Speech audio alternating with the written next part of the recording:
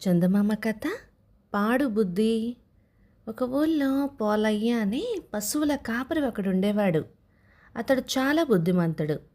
పశువుల్ని రోజు ఊరి పక్కన ఉన్న అడవికి ఉదయాన్నే తోలుకొని పోయి సాయంకాలానికల్లా తిరిగి ఇంటికి తోలుకొని వచ్చేసేవాడు. ఒకనాడు పోలయ్య పశువుల్ని మేతకు వదిలి ఒక చెట్టు కింద కూర్చున్నాడు. సన్నగా వాన పడసాగింది. కాసేపటికల్లా ఉరుములు మెరుపులు ప్రారంభమైనాయి. పెళ్ళపెళ్ళమనే ధ్వనితో పోలయ్యకు 5-6 గజాల ఎడంగా ఒక పిడుగు పడింది.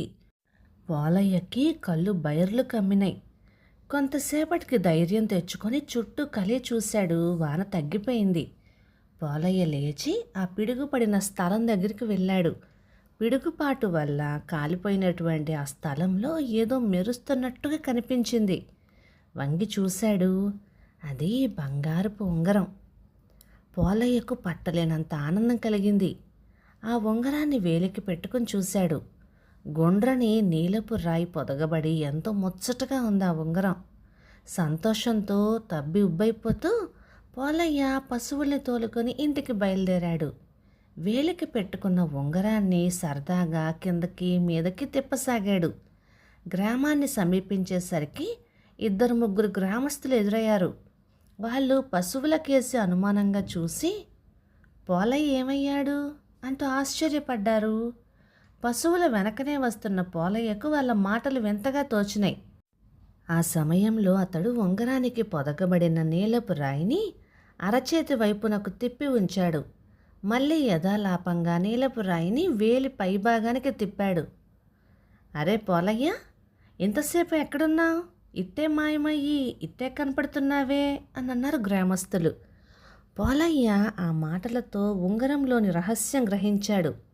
ఉంగరానికి ఉన్న నీలపు రాయిని అరచేతి వైపునకు తిప్పితే తాను అదృశ్యమైపోతాడు. ఎవరి కంటికి కనపడడు.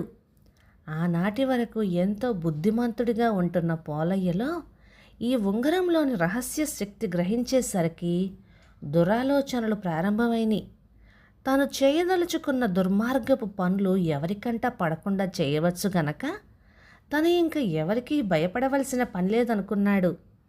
ఆ రాత్రి ఊరంతా మాటుమణిగిన తర్వాత పోలయ్య బయలుదేరాడు. ఉంగరానికి ఉన్న నీలపు రాయిని అరచేతి వైపునకు తిప్పితే ఎవరికంటా పడకుండా ఉండగలడు కనుక అలా తిప్పుకున్నాడు. చేతిలో మంచి లావైన దొడ్డుకర్ర పట్టుకున్నాడు. సరాసరి నందయ్య ఇంటికి వెళ్ళి తలుపు తట్టాడు. ఒకమారు నందయ్య జొన్న చేను పోలయ్య పశువులు పాడు చేస్తే అందుకు నందయ్య తిట్టాడు. ఆ కోపం తీర్చుకునేందుకు ఇదే మంచి అదను అనుకున్నాడు పోలయ్య. పోలయ్య తలుపు తట్టగానే నిద్ర కళ్ళతో లేచి తలుపు తెరిచాడు నందయ్య. గోడ పక్కనే దుడ్డుకర్రతో అదృశ్యుడై నిలబడి ఉన్న పోలయ్య అమాంతం నందయ్య నెత్తిన దుడ్డుకర్రతో బాదాడు. చచ్చాను బాబోయ్ అంటూ నందయ్య కూలిపోయాడు. ఇక అక్కడి నుంచి బయలుదేరి పోలయ్య సరాసరి చిల్లర దుకాణం పెట్టుకునే చలమయ్య ఇంటికి వెళ్ళాడు. చలమయ్య ఇంటి తలుపు ఓరవాలిగా ఉంచి గదిలో కూర్చుని డబ్బులు లెక్క పెట్టుకుంటున్నాడు. పోలయ్య మెల్లిగా తలుపు నెట్టుకుని గదిలోకి వెళ్ళాడు. అదృశ్యంగా ఉన్న పోలయ్యను చలమయ్య చూడలేడు కదా. అతడు డబ్బంతా లెక్కించి ఒక మూట కట్టి పెట్టెలో పెట్టి ఆ పక్కనే నిద్రపోయేందుకు పడుకున్నాడు.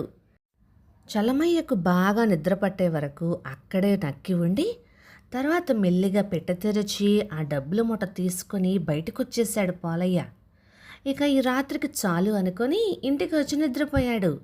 తెల్లవారింది. గ్రామం అంతా నందయ్య తల పగలగొట్టడాన్ని గురించి చలమయ్య డబ్బులు పోవటాన్ని గురించి వింతగా చెప్పుకోసాగారు.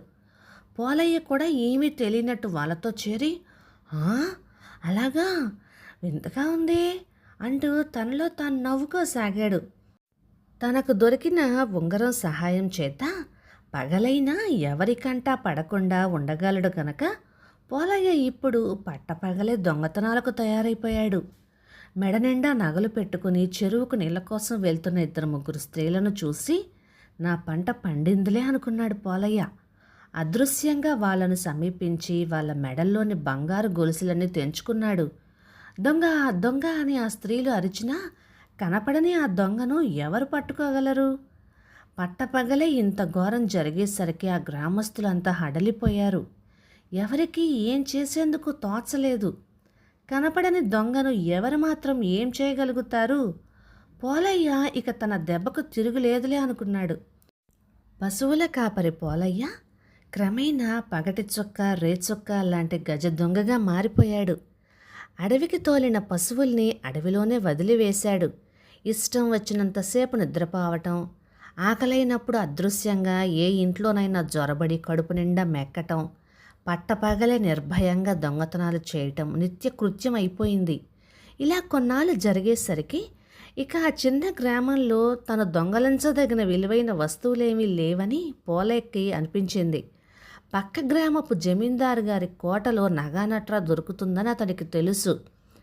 ఆ మరునాడే పోలయ్య అదృశ్యంగా కోటలో జొరబడ్డాడు. ఎక్కడెక్కడ ఏమేమి ఉన్నాయో చూసుకున్నాడు.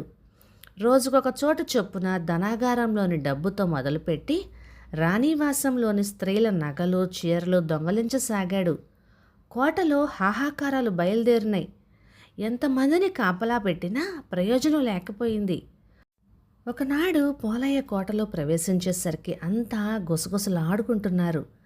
కోటలోని విలువైన ఆభరణాలు, వస్తువులు అన్నీ ఒక గదిలో పెట్టి బలమైన కాపలా పెడతారు అని. పోలయ్యకు ఈ వార్త మంచి ఉత్సాహాన్ని కలిగించింది. కోట అంతా గాలించే కన్నా అన్నీ ఒకే గదిలోకి వచ్చేస్తే దొంగిలించడం సులువు అనుకున్నాడు. చీకటి ఎప్పుడు పడుతుందా అని కనిపెట్టుకుని కూర్చున్నాడు. చీకటి పడింది. జమీందారు దివాను ఒక పెద్ద ఇనప భోషానాన్ని పట్టుకుని వచ్చి ఒక గదిలో పెట్టించారు. వేచి ఉన్న పోలయ్య గదిలో ఒక మూల నక్కాడు. కాసేపటికల్లా తలుపులు బిగించి జమీందారు దివాను వెళ్ళిపోయారు. పోలయ్య మారుతాలపు చెవితో భోషానాన్ని తెరిచాడు. ఆశ్చర్యం! అందులో పూచుక పుల్ల కూడా లేదు. వాడు మోసపోయానని గ్రహించాడు. అయినా తెల్లవారి తలుపులు తెరిచిన తర్వాత బయటికి వచ్చేయవచ్చునని ధైర్యంగా కూర్చున్నాడు. పాపం, వాడికి జమీందారు దివాను వేసిన ఎత్తు తెలీదు. తెల్లవారింది, చీకటి పడింది, మళ్ళీ తెల్లవారింది, మళ్ళీ చీకటి పడింది. అలా ఎన్నో పగళ్ళు, రాత్రులు గడిచిపోయినాయి. కానీ ఆ తలుపులు ఎవ్వరూ తెరవలే లేదు. ఆకలి దప్పులతో అలమటించి తన పాపం పండినందుకు ఏడుస్తూ ఆ గదిలోనే కృశించి మరణించాడు పోలయ్య. కథ సమాప్తం. ఇక ఈ కథ 1953 జనవరి నెల చందమామలో వచ్చింది. రచయిత సిహెచ్ మాధవరావు గారు, గుంతకల్లు నుంచి. ఇక ఈ కథ మీకు నచ్చినట్లయితే లైక్ చేయండి, షేర్ చేయండి. ఇలాంటి మంచి తెలుగు కథల కోసం మన ఛానల్ని సబ్స్క్రైబ్ చేయండి. Thank you.